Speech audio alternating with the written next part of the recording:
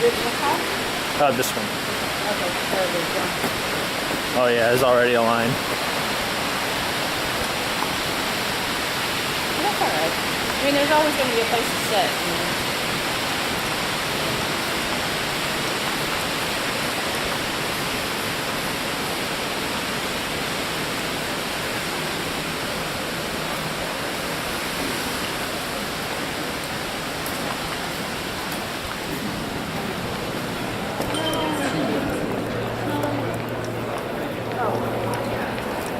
Yeah, I think I don't know if I should get a sponsor badge next year.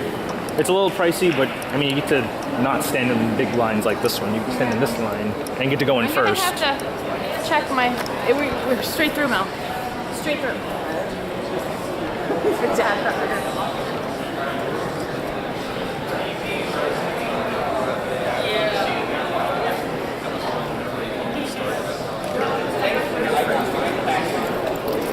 We can wait for your dad. Yeah.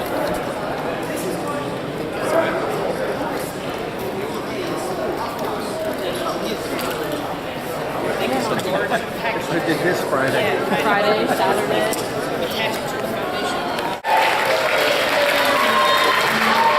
Good morning, everyone. I just walked up here and had the shock of my life. There's a screen set up, and now I'm seeing myself, and that's... Is my head really that shiny and big? Yes. If I angle it correctly, is it going to act as another spotlight? Anyway. Yes. It's 5 minutes past 10, which must mean new Academy record for one thing, but also that it's time to get started. Welcome, everyone. Thank you for joining us at 10 a.m. on a Sunday. On the final day of BronyCon 2017. Have you all had a good time? Are you ready for that to end right now? No! Well, no pressure then, thanks. So this is a unicorn, dragon, changeling, and waifu thief walk into ... And so let's bring out the unicorn, the dragon, the changeling, and the waifu thief. If you'll please join me in wishing a very warm welcome to Kelly Sheridan, Kathy Westlock, Kyle Redder, and Vincent Tong.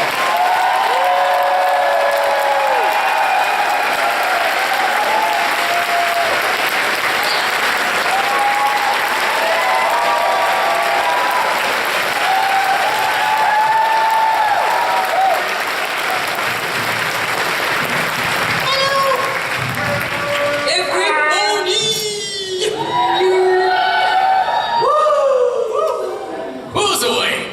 What? How's every pony doing? It's amazing. Awesome. You guys got sleep. Weird. No. No They sleep? didn't say that. They just said they're awake. Who's had a shower in the last 3 days? What? Awesome. No, amazing. who hasn't had a shower? No, I'm kidding.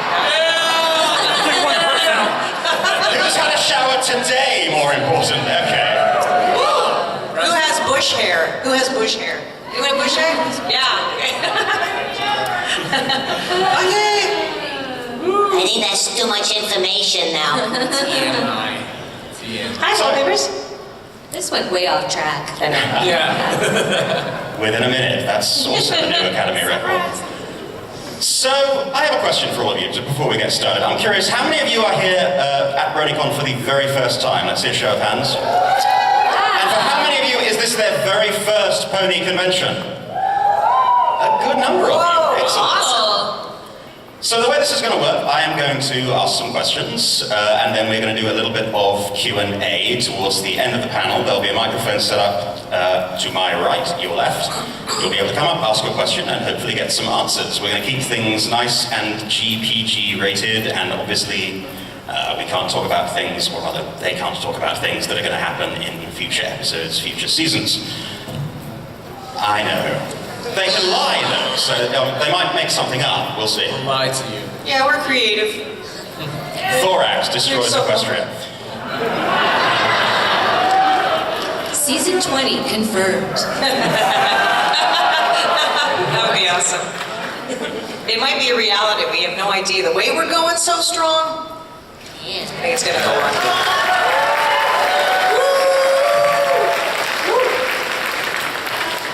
So So the title of the panel is A Unicorn, Dragon, Changeling, and Waifu Thief Walk Into ... So my first question for you four is, what happens next? You all walk into a somewhere. Throw out a place. Where are they walking into? The spa. Bar is traditional, I guess, but BronyCon. They all walk into BronyCon, and I guess this happened. What happens next? Do you mean convention-wise, or? Well, if Well, our I characters think- all walked into a BronyCon. I think I would go, we gotta stop bumping into each other like this.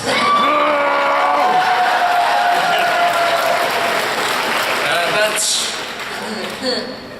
They probably have a great time, I think. Yeah, they would totally have a great time. It'd be awesome. That's a party in the making, if you ask me. Would anyone dance with me?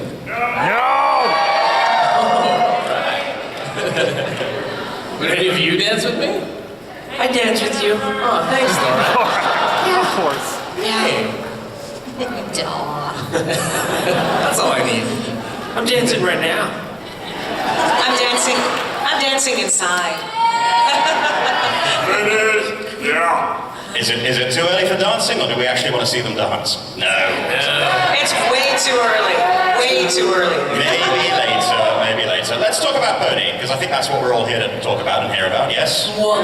These small pastel-coloured things.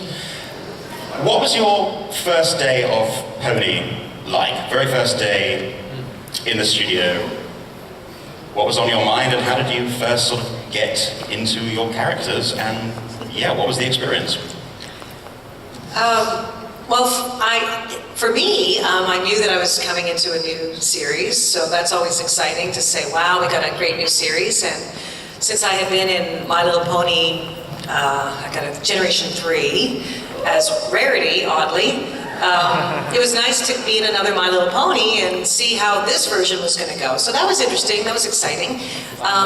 But it's almost, the thing is for most of us actors is that we're auditioning all the time for new shows, and some we get and some we don't get. So in some ways it was just another day at the office in a good way, but it wasn't like, oh my gosh, it's My Little Pony, and oh my god, it's going to be big, and like we have no idea. So we go in there with the best intentions, do the best we can, and then things like this happen. Societies are born. So for me, it was another day. It was another day. I was grateful I was there, happy to see my friends, but then this. For me, I was so excited. I mean, I came in season 6 and was recording probably around when season 5 was happening. So I knew what I was getting into with being in the show. And it was pretty funny because my first episode I actually recorded separate from the cast because I don't know what happened. I was somewhere else in Toronto and then I came back. And so it was a different record where I just recorded the whole episode just by myself.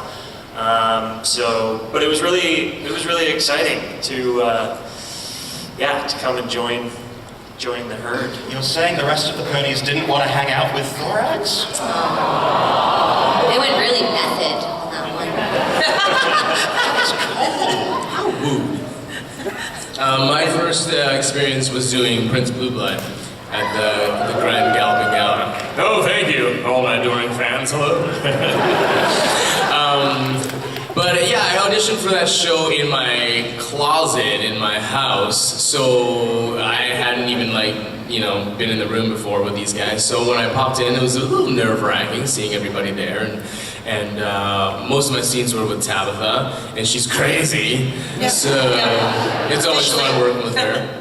But yeah, I was very excited. I was extremely excited to work on the show. Ashley Ball and I used to sing and dance together in like a show choir way back when, so it's always fun to work with her again. And so it was the beginning of something very special, and I was very, very thrilled to be part of it. What are you guys called again? What was it called? The choir? Oh, the show choir?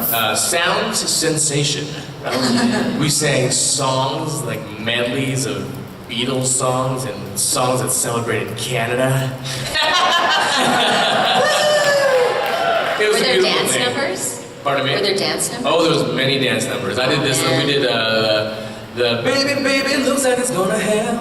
and we did like swing dancing, and I like jumped over like the tallest girl, and it was awesome. And Every time they get together, they just start singing all these, songs with all these different harmonies, and I'm sitting there going like, oh man. Please, someone. He doesn't he auditioned and didn't get in. I didn't get it. He doesn't do backflips in the studio, though, just so you know. I know, there's not enough Although I'd room. like to see maybe another one later. Maybe. Do we want him to do it later? We'll see. No dare. Dance for us, monkey. That's for us, you honey monkey. That's for us. How about you, Kenny? I was vacationing in Bali when I recorded the audition for Starlight. I was actually on a layover in Kuala Lumpur, so I made a little pillow fort in the hotel room and recorded my audition. And then recorded my first episode the day after I flew home. So I flew home for 30 hours and was completely jet lagged and didn't know where I was and was terrified that I was gonna mess it all up because I was, when you're jet lagged, you're sort of operating outside of time and space. So maybe that helped. I don't know. Maybe I should always be jet lagged when I record Starlight. Did you channel that into your performance? Oh, I don't think I was capable of that. I was in survival mode. One thing I want to say about that first day, though, is that many of us do multiple character acting, as you know. And so I actually did try out for many, many characters, and I didn't know, you don't know even if you do that if you're going to get anything, and if you do, you don't know what you're going to get. So I did try out for several of them. I mean, I wasn't a fit, and good old Spike ended up being the character, but I did try for Princess Celestia, and Fluttershy, Pinkie Pie, no. And Applejack, I think. So we all do that. We all do multiple characters, but there's a little bit of a sort of a crapshoot in that whole thing. It's kind of kismet if you get something too. Everybody's so talented. It's just what works. And can I also say that in Vancouver, people are so envious of the people who are on MLP, and that they all want so badly to get on this show. And it's a lot of it is because of you guys. Because they see how many people so many cool people that we meet, and they're like, I want to go to the convention to meet you guys. So, good job, guys. You guys really made this show a huge hit. Yeah. I had a question in here about your sort of dream role. It sounds like the dream role for a lot of your colleagues is to be on Pony, but aside from Pony, as performers, as actors, what is the one role that you've always wanted to do and still would love to do at some point in your career? Martha and Who's Afraid of Virginia Woolf. If we're getting real, that's a play. Yeah. Although a cartoon version would be just That would be very... wacky-doo. That would be like late night TV. Yeah. Beep, beep. Yeah. I don't think there's anything in particular because I don't personally don't go in and think about what roles I might want to play or I wish I did this or that, because I think we're too busy thinking about what we are doing and trying to be original with new characters and that. I think if it's a type of role, it's always nice to have more lead female roles because traditionally it's been more male, right? So see more of that would be nice. For me, maybe it would be playing Martha Stewart playing 007. There'd be a lot of good food everywhere. It's layers. It's a layered role. Oh my goodness, it's the morning. I can show you the world.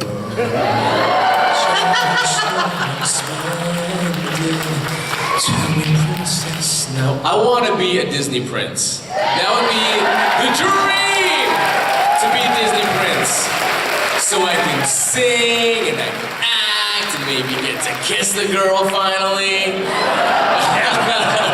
But that would be a dream. It doesn't even need to be an Asian character, but it probably would be if I voiced it. You would be a totally awesome princess.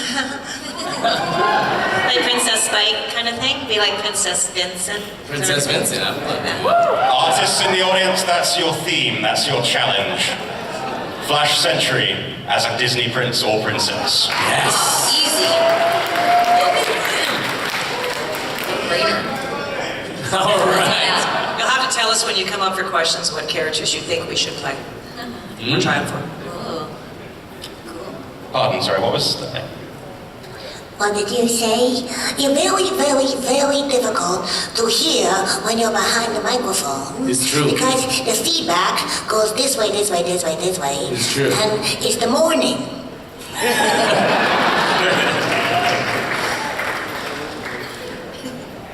What? So, we talked about favorite roles you might want to play. In terms of the characters you portray, they've all sort of, well, some of them have had arcs. We have the redemption arc with Starlight Glimmer. We have What? the arc from fearful to beloved with Thorax, and then we have Flash Sentry, who I guess has gone from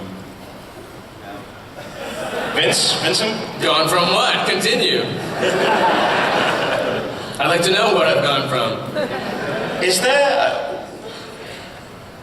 two questions, really. First, is it more fun to play villains or versus heroes? And second question, how do you navigate that arc if one is converting to the other? Villains are always more fun, I find. I don't know about you guys. They're just so fun. They always have a really strong objective. They're so driven. You get to be really kind of colorful and vague with villains. But navigating that transition, I haven't really had to do that much, other than with Starlight. So it's been fun. I think there's still a little bit of like sarcasm, kind of snarkiness in her that's a holdover from her villain days, and I kind of like to infuse that in the character sometimes, so she's not super sugary sweet. Hey, yeah, maybe we could start a club. Yeah, the Reformed Villains Club. Yeah, I think villains are so much more fun to play. There's just so much, they're juicier roles to play. Back in my early days in acting, I actually helped train police officers in Vancouver. Same here. Same, I think we all did. And The Justice Institute. A literal bad guy, which was kind of fun. Because in real life, the police come up to the window and I'm like, there's my driver's license, everything. I did a role actually in Stormhawks for a time called Ray Vess. I think some of you may know it, but anyway, that was really an awesome role to play. It was so evil getting down here. How dare you? And then she never transformed to good. She just kind of stayed bad. And then she was killed, I think. We don't know what happened to her. She fell off a cliff and we don't know if she died or not. Spoiler. Kind of like another cliffhanger like in Cyber 6 where we still don't know what the heck happened with that series. Anyway, ... I played this, one of my not very first, but one of the first shows I did was Iron Man Armored Adventures, where I played the Mandarin, and he was a very bad man. However, he had a really redemptive quality about him because the reason he was trying to capture all these Makluan rings from Tony was so that he could bring his mother back, who passed way too soon. So I feel like playing the villain, there's always this underlying agenda that nobody really knows about, and sometimes it's not brought on with bad intentions, but with a very, inner drive that nobody really ever knows about, unless you sit them down and talk with them, but you can't really talk to the Mandarin, they'll just Kick your booty. So, I really enjoy playing villains, but you can get killed off and then that's it for the rest of the show. So that's the booby part. So more financial security in playing heroes. Yeah, the heroes usually make it.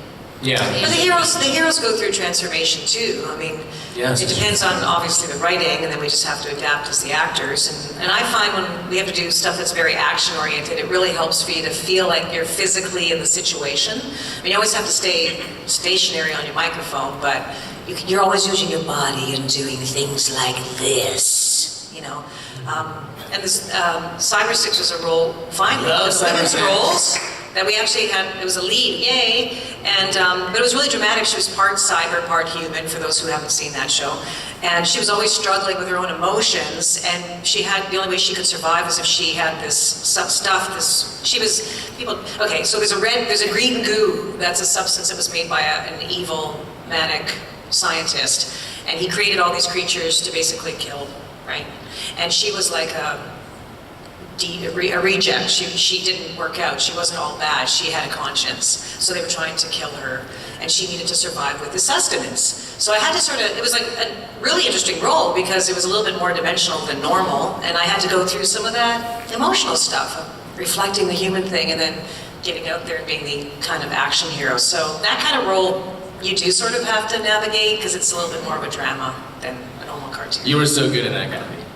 Thank you. I love And that. Mike Dobson played Lucas, cool. those who remember that. And actually Andrew Francis played young Julian when he was a little younger guy. He had that cool raspy voice, yeah. It was a cool show. What's that saying? Like all the best villains think they're the hero or something like that? Just I'm paraphrasing, but something like that. I concur. Deep. I think that's true, actually. Going back to something you mentioned, Kathy, regarding the physicality of being in the recording booth, I know a lot of you do other forms of performance. Some of you have done stage work, some of you have done live action. Vincent, I know you're a stuntman as well. Oh, I do my own stunts. I can tell. Wow. Stunts.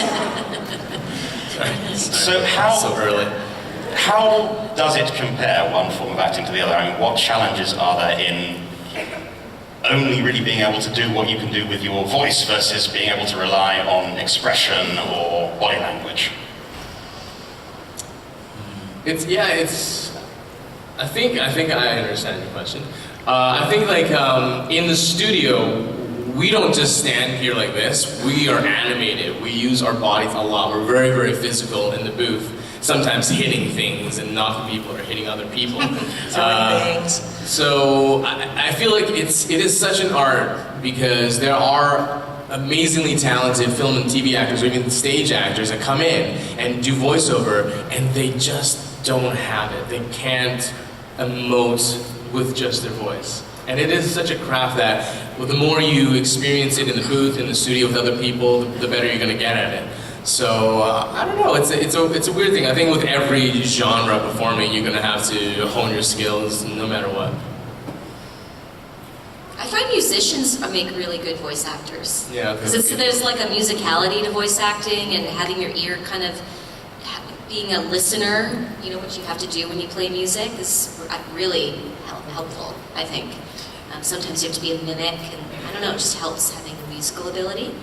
I think you're right. I definitely think so too. And having done a bunch of teaching in my life, when I have new students come, many students I've had that are actors that are doing really well now, which I'm so proud of. I'm sitting beside a few of them. But I wanted to say that it's interesting when students come who've never done this before, whether they're like an on-camera actor, and some of them have done a little bit of both, but it's always amazing to me how like a TV actor has a completely different concept of voiceover. Like they think it's a completely different thing where it's still acting.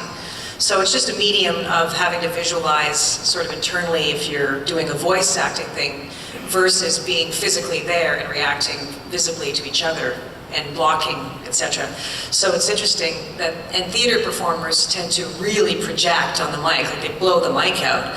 And news reporters, people who come from like journalism and stuff like that, they tend to do the 6 o'clock news like that. Today's weather forecast is cloudy with sunny periods and blah, blah. And they have this thing going on and you have to try to break them out of that read. And it's tough, but yeah, I think also just as actors and us voice actors, and when we go from beginning as an actor and then evolving, you just rise to each occasion that's put in front of you. Every character is a bit different, and that sort of stretches your acting. You have to rise to that occasion. You audition for it, and then you have to do the best you can to stay hired. And through that, it's kind of like a living workshop where you expand your characters based on what you get as a role. So that's kind of neat. Whenever I hear other people talking about voice actors, they're like, oh, you're so lucky you get to just walk in pajamas and sweats. I never see anyone in pajamas and sweats when we record the show. We haven't had enough sessions together. I've been missing those. Right. No pajamas and sweats, but you can be inside a pillow for if you're recording a demo. Yeah, oh yeah. And speaking of pillows, which Spike likes very much, There's going to be a pillow in the charity. Two-tone Twilight and Spike pillow. I just had to say that you said pillow. So. Signed by Kathy, and the charity auction is at 1:30 this afternoon in this very spot, so hope to see you all there. Get them all out. Oh, can I mention something that I brought for the charity auction? Please, by all means. So, I was given this really cool kind of hologrammy, plasticized Trixie and Starlight poster a while ago. And I happened to have a session with Kathleen Barr the other day, and I happened to get her to sign it. So there's a poster signed by myself and Kathleen really doesn't do conventions, she's very private. So there aren't a lot of her signatures floating around out there. She was very modest when I brought it in. She goes, oh yeah, I'll sign it for charity. And she's like, oh, but it's so nice, I don't want to wreck it. And I was like, no, sign it, it's great. She goes, so her signature's like this big. And I'm like, it's like, she goes, oh, what should I don't know, just my name, should I write something? I was, write whatever you want. So there's this teeny little Kathleen Barr signature, and then mine's gigantic. But it's on there. It's on there, and it's in the charity auction. So please go to the charity auction. Does anyone know what the charity is this year? Do you all know what the charity is this year? Don't know. Cure Research. Cool. Children's Cancer Research. Raised over $100,000 for them in the past several years. Excellent. So please go to the charity auction, even just to check it out and cheer on other people who are bidding on stuff. And for those who don't know, Kathleen plays Trixie. Yes. If you don't, you probably do. Yeah. And as Kelly said, she does not come out to many conventions. In fact, I don't think she's been to a single one. So if you want the chance to own a very rare autographed piece, charity auction in here, 1:30 to 3:30. It's a super cool poster. So, Kathy, you mentioned teaching, and this question gets asked a lot, but I know a lot of people are here for the first time, so they won't necessarily have heard the answer. Advice that you would give to people who want to get into, not necessarily voice acting, but performance. That's part A. Part B is, what advice would your characters give to those in the audience who might want to get into performance and voice acting? I couldn't hear the second part. I know, I'm still... Advice that you would give, and then advice that your characters might give. Well, first of all, I think the second part depends on the first part. In other words, some people try to do characters from a thinking kind of standpoint, and just really can't let go of the rigidity in a way of the thinking part of it. So the acting gets to be very, very limited, because a lot of people think this is how you act. Whereas you have to have a certain amount of freedom to be free in your role, to be able to take direction. And so a lot of people use sort of the left side of the brain when they're acting. And I know for auditioning, for example, a lot of people go straight to the dialogue and try to make something out of the dialogue.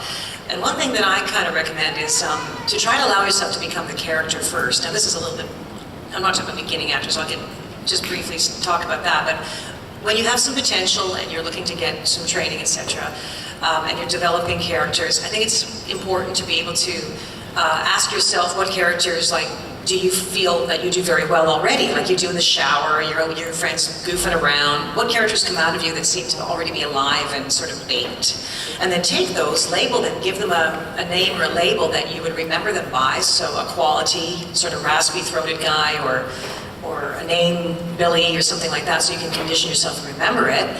And then do a little bit of ad-libbing in each of those characters. So what would that character, and you can just make up lines in that part of it, and just say, well, what would he be like in an action situation? What would he be like if he was reflecting? And by that time, if you play around with just dialogue, then you start to feel like that character. And then you can go to the lines, because then the lines are only what you'd say. Now that's I'm going from the inside out in a way. There are structures you need, like you have to have energy, clarity, you have to make your acting visual, and then you have to be able to take direction well.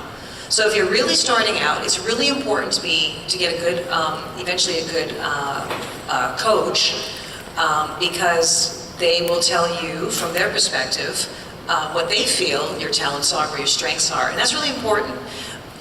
Because when I started out doing characters, I thought I did this really, really good boy voice, and I didn't. It was terrible.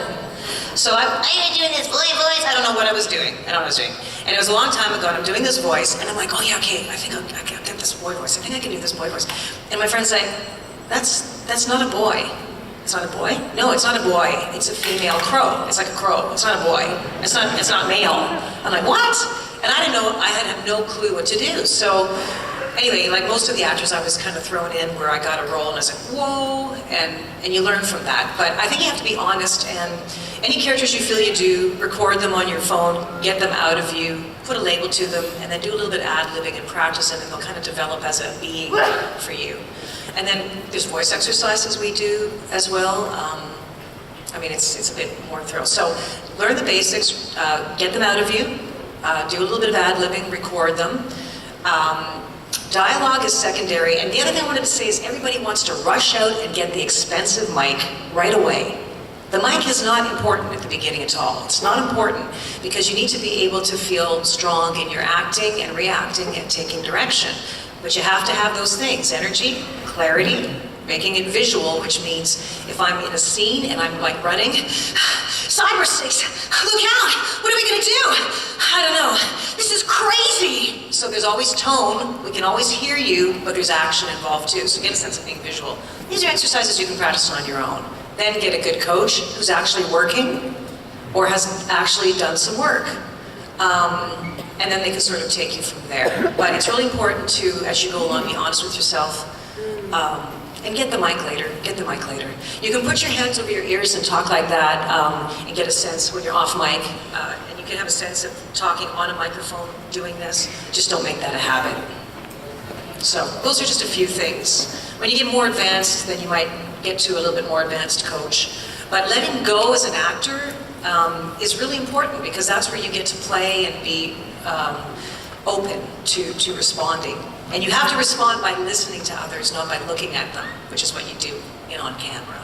So, 3 tips. In every city, another thing too is, I mean, so many people live, in small towns and this and that. In the early days, we would have to go into the city to do all our work, and now it's becoming more technical, as everyone knows. Even us actors who do it a lot, we're now doing auditions from our homes, and then funneling them through our agents to the client. Then if you get a short list, it's like, yeah, we like you, we're shortlisting you, then you go into the studio.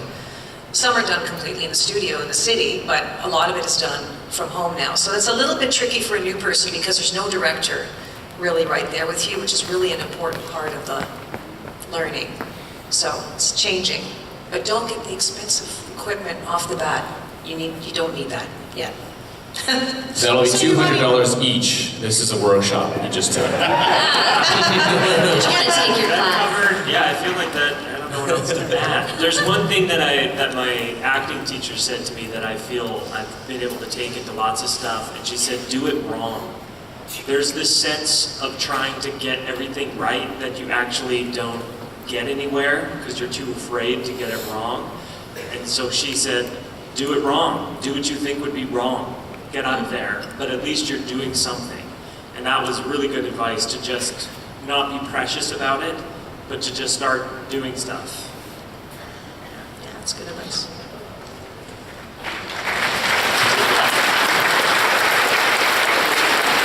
And accents, people always ask me about accents too. They want to do and also, firstly, accents, only put an accent, eventually, when you've come along far enough to get to the demo stage, only put an accent on there that is really relaxed and natural, that you can hold on to, you can sustain. Because if it's breaking up or it's not really solid, they'll just get someone who can do it. But interestingly enough, we don't really hire people who are from their own national, heritage that have a very thick accent. Sure, that's authentic, but clarity is just as important. So someone who's American Canadian or can do those accents and go from there, or any other nationality, but can do the Canadian American accent well, and then they're more likely in some ways to get the role because it's not too thick, the accent, so we can understand. So You're killing my dreams. Yours is a very You got beautiful no chance, accent. yours is a beautiful accent. It's like a villain. British people always have accents that are British, don't you think? The villains are British, I think there should be a superhero with Don't you this think? accent. That would be so awesome. Yeah, baby. Do you know what? That would be so good. Don't you think? And he gets the girl and everything. Oh, you know what? Actually, I did that accent with Kathy. I played her dad in a Kid vs. Cat. Don't you think that My Little Pony deserves another villain?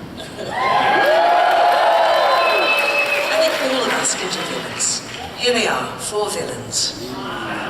Minus Kelly, she was already a villain. So if any of you four have anything to add or anything you would like to say to the audience, please do so. Otherwise, I think we're going to open it up to Q&A time. There should be a Q&A mic over there. My right, Wow, your let's left. open it up to Q&As. With a little bit of A. Oh, Hannah means... Maybe if there are any littles in the audience, any kids or youths, we maybe let them go first. That'd be cool. Let's make sure the kids and folks with the accessibility pass get a chance to ask their questions. Let's keep them moving as much as possible. And obviously they need to be safe for work, PG rated, and we can't, or they can't, answer questions about future episodes, future seasons, or future films. Oh, future films. I like how you say that. And don't be afraid to really speak up into that microphone. Like Kathy said, it's kind of difficult to hear up here. We kind of hear ourselves like an eighth of a second later. I can barely hear you, Kathy. It's weird. I know, it's weird. It depends where we're sitting. It's odd. And I just wanted to say, Spike, that like Thorax and I had this awesome time with all the kids the other day. It's so cool to meet you all. So it's really neat that you guys came. Thank Right, you Thorax? so much. That was so good to meet all the little ones out there. Thank you. I have a question for Thorax. Are you like, you got like these really cool wings and stuff that you can kind of see through and that? Like, are you part bug or something? Yeah. Like, no offense. No, I've been hearing that people have been calling me Moose Bug. Which I kind of like, actually. Moose Bug. I was just wondering. It's kind of cool. It's kind of cute. Yeah. It's really nice that everybody else has wings. Not everybody. Hi. Are you guys Do you have a all set? question? Hi. Question down in the front. The mic's not on. Mike's not on. Not on.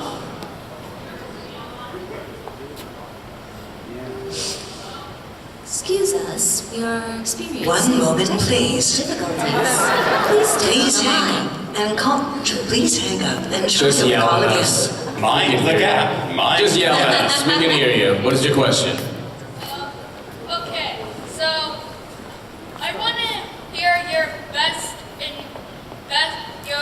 what was your favorite villain to voice act, and then I want to hear your kind of impression of them. Oh, okay. Did you guys hear What's that? your favorite villain that you voiced? Voice act. Voice act. And what's your impression of them? Right. That we voice actor that Yeah. Yes. The villain that I did a villain, but it's on a show that it hasn't been released yet. But maybe I can do a little in the voice.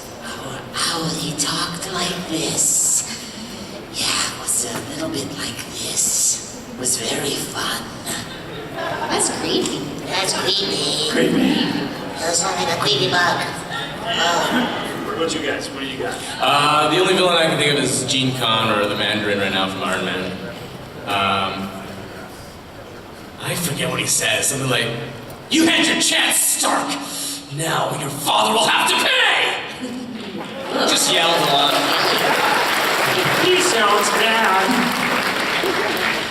I played a few villains lately that are really fun.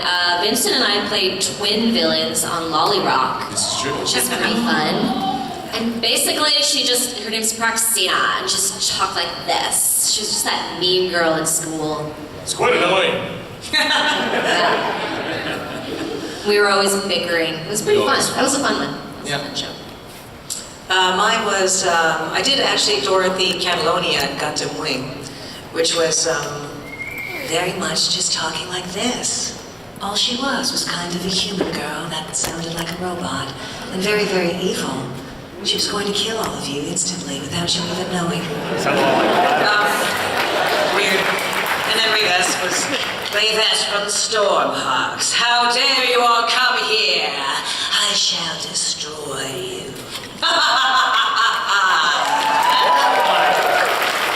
She played a mean violin too. Thank you. Thank you. Good question. So my question is for any of you, but what is is your favorite episode that you've like voice acted for, throughout the entire show?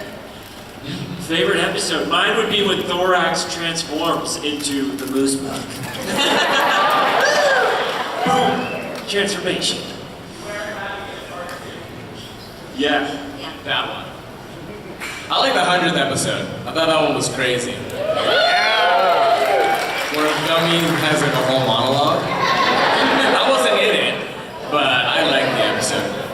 Actually, Mitch has mentioned that he was gonna write something. Larson was gonna write a scene for Flash where like he was like asking people for things and then everyone would just run away and he's like, oh man, why does everyone hate me? But I think Hasbro nixed it.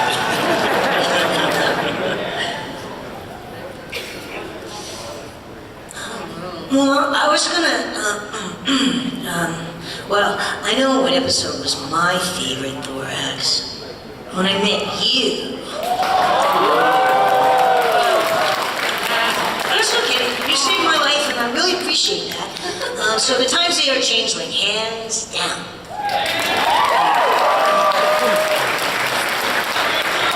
I think mine might have been Heartswarming Tale. That was pretty fun. Thank you so much. Thank you. Thank you. Thanks. Hi, I wanted to ask this question. Any of you can answer, but it's mainly for Kathy. So, have you ever gotten a script, like, for Spike, where you're thinking, like, okay, Spike would never do this? Have you ever gotten a script like that? Kind of. Well, there were moments in the show where that was the case, but then on the other hand, he was actually developing as a character. And so the situation would lend him to do that. I mean, even in the Aloysius episode where he was really, really upset and he tried to run away, and then he did that little thing with the mouse and everything, and he's kind of a little bit of a bad boy. I'm like, wait, Spike wouldn't do that. And I'm like, yeah, I guess he would. And now he's doing a lot of things and such. So well, there might have been one or two episodes where I thought, wow, he's really, really getting in there, and that's not so much Spike, but he's growing up, and boys can be like that. So, yes. Thank you. This question is for Kelly. Hi. Aside from Starlight's "Welcome" catchphrase, what is your favorite line from Reformed Starlight? Ooh, there's a lot. My new favorite is I like kites.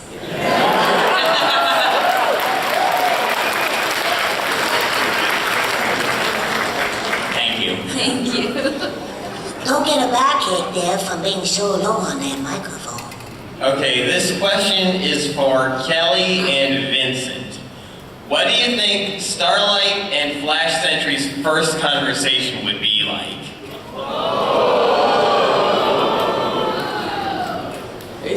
Hey, Starlight. They told me about you.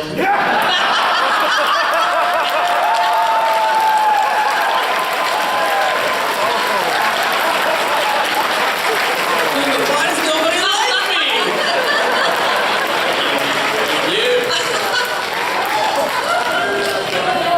It's a very short scene.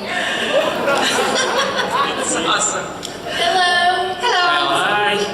This question is sort of, no offense, specifically for Kelly. I found out that you were from Mystique Sonia from Hero 108. Yeah! How interesting was it to play a powerful female with a really odd superpower with her tongue and magic spit? Yeah, so has anyone seen Hero 108? First claw. It's a really amazing, wacky show, and we were all superheroes. And my superpower was I had this like tongue that I would like use as a lasso, and I would whip people with it. So in the studio, I was always going like,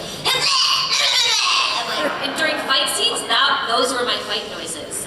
It was really weird. And then she could spit. Her spit grew these magic buns. It was so weird. And like provide energy and power to the rest of the teams. They'd be like, we need more buns, and she'd be like, and like doing all this spit, and then they need the buns. It was so bizarre.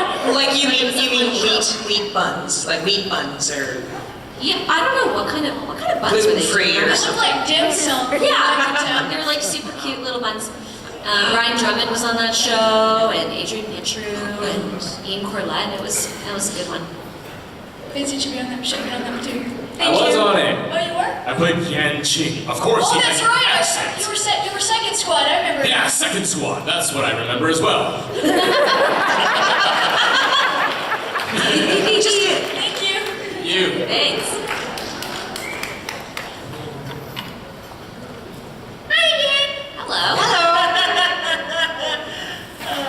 But in the ad-libbing talk, y'all did answer part of my question, starting with, I like kites from that episode of My Little Pony. That did seem ad-lib and impulsive, so obviously you do get opportunities to play. What ideal ad-lib would you like to contribute eventually in any show, including My Little Pony? And which ones have you done so far are your personal favorite? Not counting I Like Kites. Is that a question for all of us? Yes. Okay. Ad-libs. I mean, well, the whole thing with ad-libs, it's hard to kind of pre-plan an ad-lib because that's the nature of it, is to just kind of make it up on the spot, and you're kind of, as you're saying the line. So, I mean, I guess I'd want to say one that was popular, maybe. I feel like an ad-lib for Thorax, I don't know if there's Thorax ad-libs, but for Vinny, I had a lot of ad-libs in Little's Pet Shops. He did, I don't know. He had lots of weird ad-libs. Normally we're not allowed to ad-lib. Whatever's written in the script is pretty much what we have to say, so unless you're coughing or laughing or throw a little quip in and it stays, it's really standard not to do that.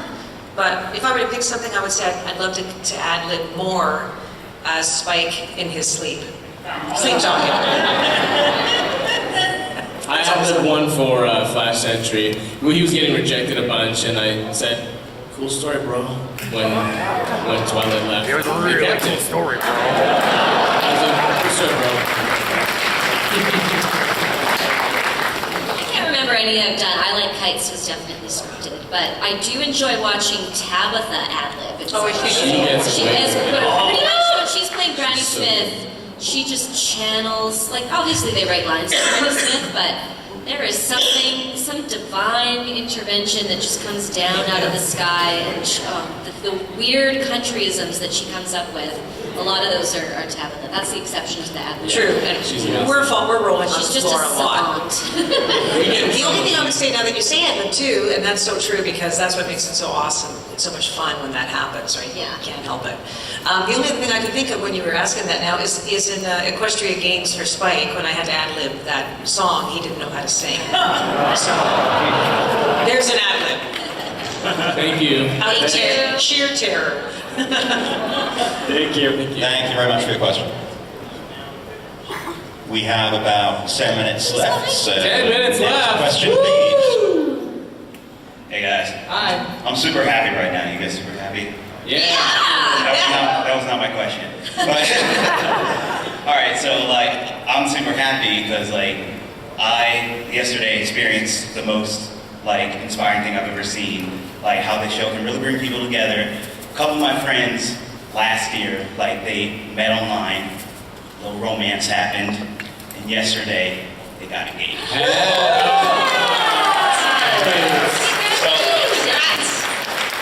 So my question was, what is at a con or in general in life, what is the most inspiring character thing you've seen? Oh, so many moments. There are so many moments. I was just at Everfree, and I experienced so much, like you said, just amazing interactions between people, but just the humanity of this fandom. And people ask me why are you a fan of My Little Pony? I'm like, I don't watch the show that much, but I'm such a huge fan of this fandom, of the bronies themselves. And there was a kid who just was, I spent a lot of time with him at that weekend, but we were at the dance, and he wasn't dancing. And I just kind of looked at him and said, why aren't you dancing? And his mom was sort of answering for him, saying, he doesn't know how to dance. I mean, you don't know how to dance? Come on. Get up, let's go, let's dance, I'll teach you how to dance. So we were dancing step touch. I was like, I gotta do step touch. And he was slowly doing it, and then we got into it, and we were clapping hands, and his smile was just beaming. And his mom was so happy, and then other people came up and was like, dude, that was amazing, high-fiving, and putting a hand on his shoulder, and his smile was just it's just so big. And then I just was like, there you go, now you know how to dance. And then it was Mother's Day, so you better go dance with your mom, now it's Mother's Day. And then he danced with his mom, and afterwards I just left them, and then half an hour later he came up to me, I was like, you're leaving? I'll see you later, man. And just came up and just hugged me, didn't say anything, just hugged me and held me, and I was like, almost close to tears.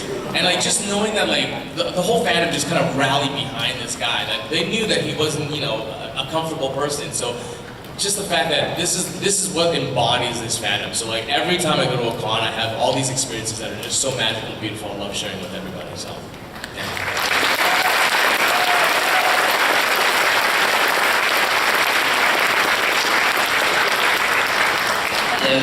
Hello. Just have two small ones. One's to Vincent. Hi. No, I'm just wondering, now that Spike is friends with all the princesses, the king of the changelings, the dragon lords, will Garble finally be nice to Spike? Yeah, good luck on that. Give him a hug? Because I'm forced to. Yeah, I'm gonna tell him why. Yeah, well, who sort of succeeded in the end there in that episode, Garbo? I'm just kidding. We're friends. I don't get it. It's up to you since the episode just aired yesterday, which was all about the published.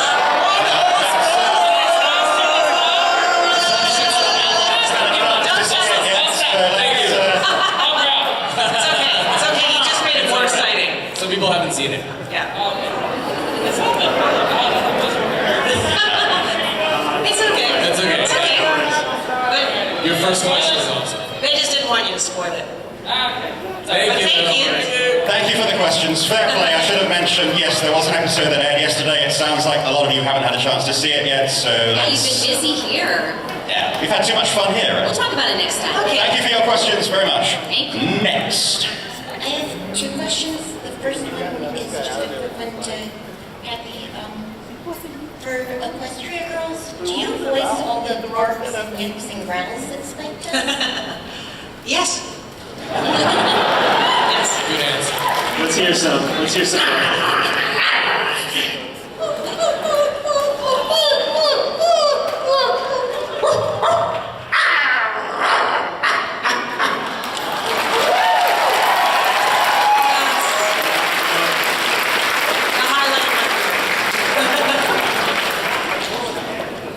The other one is, you were saying that you auditioned for a lot of the characters, for all of you. Can we hear some of those other characters, how you would have done? Boy. You know, that's a long time ago. I mean, I think for I could just say for Princess Celestia, that was kind of obvious because she was a princess. So I would have done a similar mode to what Nicole would have done. I think we all would have. So I would have just talked like that. Well, ponies, it's so great. You really have to learn that friendship is really important. So it just depends what quality of voice do they want and what nuance, you know. So that's kind of a category that's a lot more obvious. But cute is a different category, right? Cute's different. So you got Fluttershy, and she chose To do it really softly, but nobody can do it like Andrea. I don't know if I chose that. I might have made it more like this, or anything between, kind of like almost like a Coco Pinello with a little bit of a bubble in there or something. But can't remember. Good question, though. Yeah. 5 minutes. 5 minutes, everybody. 5 minutes. Hi, just want to ask, you guys probably received a lot of fan art and from a lot of artists throughout your careers. Is there any particular that really sticks out to you, that really you are remembering the art or the artist for a long time? There's so many. Just yesterday I got one of Deadpool riding Thorax, which I thought was pretty cool. Yeah. Someone came up, this wasn't given to me, but someone came up yesterday and asked me to sign a piece of original art that was Starlight as a velociraptor. And it was really good! Isn't that the best? It was so weird. Yeah, that was pretty I good. mean, Ed, Spike Fireman, he does a lot of the wood carvings, and he's Yeah, those carved are great. beautiful things for us. So that was I love those. Yeah, get to the artist alley. Go and see them. They're fantastic. Igor at My Little Ties. He makes Yeah, beautiful that's some things. cool stuff of his. My gosh, there's so many talented people. Silver Slinger, all those guys. Yeah. Tons of nice stuff. Thank you. Thank you. Thank you. Thank you. Hello. Hello. I get nervous when I talk to people up here, but I just wanted to ask, first of all, I want to say I'm a big fan of all of your work. Thank you. Thank you. Not you, Vince.